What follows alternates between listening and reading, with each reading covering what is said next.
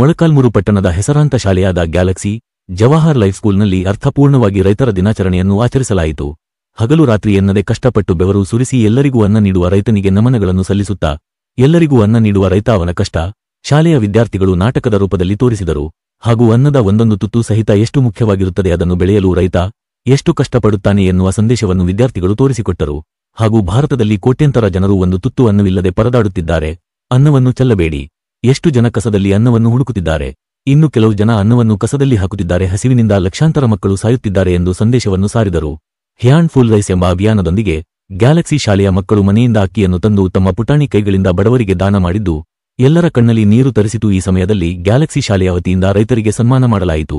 ಹಾಗೂ ಅನ್ನದಾನ ಸುಖಿಭವೋ ಎಂಬ ಘೋಷವಾಕ್ಯ ಮೊಳಗಿಸಿದರು. ಗ್ಯಾಲಕ್ಸಿ ಶಾಲೆಯಲ್ಲಿ ಉತ್ತಮ ಬೋಧನೆ ಜೊತೆಗೆ ಮಕ್ಕಳಿಗೆ ಒಳ್ಳೆಯ ಶಿಸ್ತು, ಸಂಸ್ಕೃತಿ ಹಾಗೂ ದಾನಧರ್ಮ ಕಲಿಸುವುದನ್ನು ಕಂಡು ಪೋಷಕರಲ್ಲಿ ಹಾಗೂ ನೆರೆದಿದ್ದ ಎಲ್ಲರಲ್ಲಿ ಸಂತೋಷ ಮೂಡಿಸಿತು.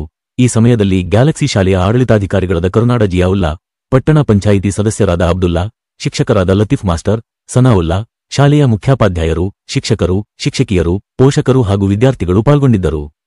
ವರದಿ TV7 ಕನ್ನಡ, ಮೊಳಕಾಲ್ಮೂರು.